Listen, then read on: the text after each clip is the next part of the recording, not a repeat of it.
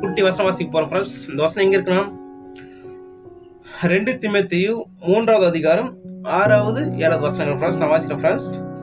பாவங்களால் நிறைந்து பற்பல இச்சைகளினால் ஈர்ப்புண்டு எப்போதும் கற்றாலும் ஒருபோதும் சத்தியத்தை அறிந்து உணராதிருக்கிறவர்களா இருக்கிற பெண் பிள்ளையுடைய வீடுகளில் இப்படிப்பட்ட நுழைந்து அவர்களை வசப்படுத்திக் கொள்கிறார்கள். ஓகே ஃப்ரெண்ட்ஸ், இதான் ஃப்ரெண்ட்ஸ் இந்த கருத்து, இந்த வசனம் ஃப்ரெண்ட்ஸ். இந்த வசனோட கருத்து என்னன்னா ஃப்ரெண்ட்ஸ், நிறைய பேர் என்ன பண்ணுவாங்க, ஃபாதர்னு இருப்பாங்க, பாஸ்டர் இருப்பாங்க, பிஷப் மார்க்னு இருப்பாங்க, மூத்த விசுவாசம் இருப்பாங்க.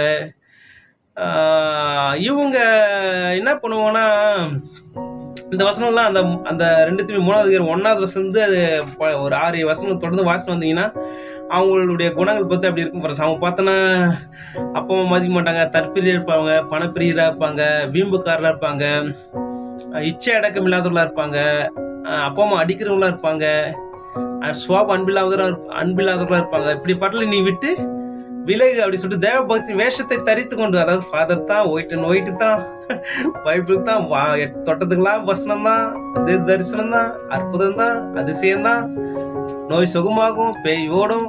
ஸோ அவங்க பார்த்து எல்லாம் நடக்கும், பட் ஆனால் உள்ள கனிகள் இருக்காது ஃப்ரெண்ட்ஸ். அதான் ஏசப்பா பார்த்தோன்னா மத்திய 7வது அதிகாரத்தில் கள்ளத்தீர்க்கதரிசிக்கு எச்சரிக்கையார்கள், அவர்கள் ஆட்டுத்தொலை பொறுத்து கொண்டு உங்களிடத்தில் வருவார்கள், உள்ளத்திலே அவர்கள் வச்சிக்கிற ஓநாய்கள். ஓகே ஃபர்ஸ்ட், எல்லாம் விசுவாசி தான், எல்லாம் பாதத்தை எல்லாம் வசனம் சொல்லுவாங்க, அற்புதம் நடக்குது, அதிசயம் நடக்குது சொல்லுவாங்க, எல்லாம் சொல்லுவாங்க, ஆனால் அவங்களுக்குள்ள கனி இருக்காது ஃப்ரெண்ட்ஸ். ஓகே ஃப்ரெண்ட்ஸ், இதுதான் ஃப்ரெண்ட்ஸ் இந்த வசனத்தோட கருத்து.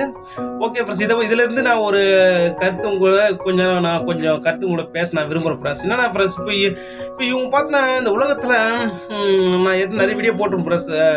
கிறிஸ்டியன் வேர்ல்டு, அதாவது கிறிஸ்தவர்கள் என்று சொல்லி கருதுகிற அது அநேக கிட்டத்தட்ட ஒரு 70-80% பார்த்தீங்கன்னா இப்படிப்பட்டவர்கள் தான் போதனை இருக்கிறாங்க ஃப்ரெண்ட்ஸ். பிச்சை, அதாவது இப்படிப்பட்ட கள்ள உபதேசிகள், கள்ள போதனை இருக்கிறாங்க ஃப்ரெண்ட்ஸ். இவங்கள விட்டு தான் விடுங்க. அப்போ சீர்கெட்ட மனிதர்கள் உலகத்துல பார்த்தீங்கன்னா சத்தியத்தை அறியாமல் நிறைய பேர் இருப்பாங்க. இந்து மார்க்கத்தில் இருப்பாங்க, முஸ்லீம் மார்க்கத்தில் இருப்பாங்க, அப்புறம் வந்து புத்திஸ்ட், ஜெயின், நிறைய மார்க்கத்தில் இருப்பாங்க.